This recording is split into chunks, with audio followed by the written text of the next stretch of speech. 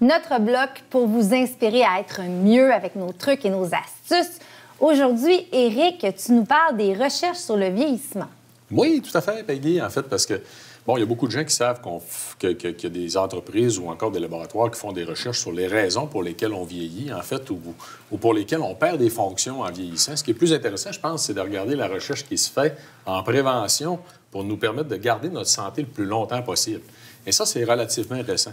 Et nous, en fait, c'est intéressant de dire qu'au Québec, on a des travaux avec un laboratoire de l'Université Concordia depuis 2013, 2014, début 2014, là, qui sont supportés par le Conseil national de recherche en sciences et génie du Canada. C'est une marque, en fait, de qualité aussi au niveau des travaux de la recherche, là. Donc, durant les 7-8 dernières années, là, qui portent justement sur l'identification de nouvelles molécules qui vont permettre de garder les gens en santé plus longtemps. Oui, vivre plus longtemps en santé. C'est ça. Et c'est relativement récent qu'on sait qu'on va être en mesure d'agir sur le vieillissement humain de façon à réduire l'incidence des maladies associées. Le premier article scientifique qui a été publié sur le sujet, c'était en janvier 2015, là, qui a énoncé haut et fort qu'on va être capable d'agir sur le vieillissement. C'était agir sur le vieillissement humain, sommes-nous prêts? C'est une trentaine de scientifiques, là, parmi les plus influents, en fait, dans le domaine, qui s'étaient réunis pour cet article-là. Puis la même année, en décembre, on a un autre chercheur américain qui a publié un article qui mentionnait l'ultime médecine préventive. En fait, l'ultime médecine préventive, c'est d'agir sur le vieillissement humain. C'est ça qui aurait le plus gros impact en santé humaine associé à la longévité. Donc, ceci étant dit, il y a deux grands mécanismes sur lesquels on peut agir. C'est intéressant de le savoir. C'est que d'un côté, il y a la poussée de l'organisme à vieillir. D'un point de vue biologique, on est capable de ralentir un peu le processus, si on veut, qui va nous amener éventuellement à développer des maladies associées au vieillissement. Et de l'autre côté, c'est tous les mécanismes de maintenance et de réparation. Et ce qui est intéressant, c'est que dans le monde animal, on connaît des animaux qui vivent beaucoup plus longtemps que des animaux équivalents dû à ces mécanismes-là. Soit ils font l'un, ils font l'autre, ou soit ils font les deux. Puis il y a des organismes qui sont... bon, ce que je mentionne souvent qui est particulièrement impressionnant, c'est le requin du Groenland. Là. Il va atteindre la maturité sexuelle à 150 ans. Ah, ouais. Il vit jusqu'à 150 ans? Il y a des animaux... Non, il va vivre 350-400 ans. C'est qu'à 150 ans, c'est un vieil ado, si tu veux. Fait que là, tu es en train de nous dire qu'il y a des animaux qui vivent 150 ans. Ah ben, c'est plus que ça. Le requin il est ado à 150 ans. Le requin du Groenland, il va vivre 350-400 ans. Puis à 500 la grande baleine boréale va vivre 200 ans. Il y a des tortues qui vont vivre 200 ans. Des lézards vont vivre 150 ans. Il y a même une méduse de la mer des Caraïbes qui est capable de rajeunir pour revenir à la période de reproduction. D'un point de vue biologique, le vieillissement, c'est pas ce qu'on pensait en tant que tel. Fait que les 20 dernières années nous ont appris énormément de choses. C'est ce qui nous a permis de faire des recherches puis identifier des molécules qui pourraient nous aider justement à garder la santé le plus longtemps possible. Puis, une chose intéressante, en fait, parmi les modulateurs les plus importants, avant, on appelait ça des mimétismes de la restriction calorique, pour une question historique, scientifique qui est un peu compliquée à expliquer. Aujourd'hui, on appelle ça des agents gérosuppresseurs pour la réduction du vieillissement, des processus du vieillissement.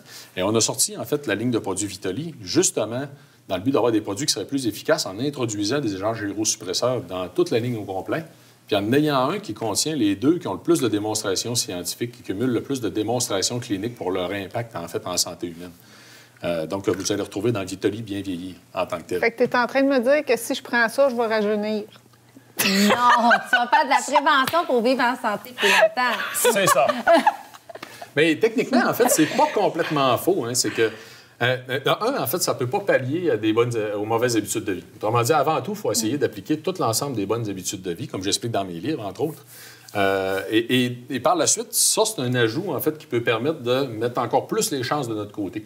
Mais chez une personne, par exemple, de 70 ans, qui va changer ses habitudes de vie de façon très significative, quelqu'un qui a des mauvaises habitudes de vie, si on se regarde ses paramètres physiologiques, techniquement, il va rajeunir. Fait qu'on sait, en fait, là, ça a été démontré tout récemment, qu'il y a 30 ans de différence entre des gens qui ne prennent pas soin d'eux puis des gens qui prennent grandement soin d'eux. Fait que autrement dit, tu peux, dans la population, trouver des gens de 60 ans qui ont les capacités d'une personne de 90 ans qui, lui, aurait fait attention. Mais c'est épatant, là. Ça veut dire que la personne de 90 ans est encore capable de voyager, là. Mm-hmm. Oui. De jouer avec ses petits-enfants puis de s'occuper de son propre jardin. C'est ça qu'on veut en tant que tel. C'est possible, en fait, de bien vieillir comme les gens des populations centenaires. Incroyable. Oui. Non, mais c'est super pertinent ce que tu dis, parce qu'on ne veut pas nécessairement vivre plus longtemps mal, justement, en se nourrissant mal, en prenant trop d'alcool, en ayant de l'abus, parce que c'est certain qu'on va finir soit à l'hôpital ou on va avoir des opérations ou des maladies. L'idée, c'est de vivre longtemps heureux, en santé, pour pouvoir être avec nos proches. Écoute, Éric, merci. Puis, mais en terminant, je veux quand même que tu rappelles, pour bien vieillir, là, les recherches sur le vieillissement, que tu nous rappelles, les 2 molécules, c'est quoi? Je suis curieuse, tu ne les as pas nommées. Qu'il y a dans bien vieillir? Non, oui. je ne les ai pas nommées. En fait, c'est des polyphénols d'olive, d'un côté. Ça vient toutes les deux de la diète méditerranéenne, comme par hasard. Et ça a été attaché à un paquet de bénéfices, autant d'un point de vue métabolique, le poids corporel, que la préservation même des capacités neuronales, en fait, en vieillissant. Donc, c'est des polyphénols d'olive, entre autres l'hydroxytyrosol et le resveratrol qu'on retrouve dans le vin rouge, qu'on retrouve dans les arachides, le chocolat noir. Mais c'est très, très faible, les quantités qu'on va trouver dans l'alimentation. Moi, je retiens vin rouge. Rappelle-toi, bonne habitude de vie. Écoute, merci, Éric. C'est vraiment passionnant. Donc, vieillissons ensemble.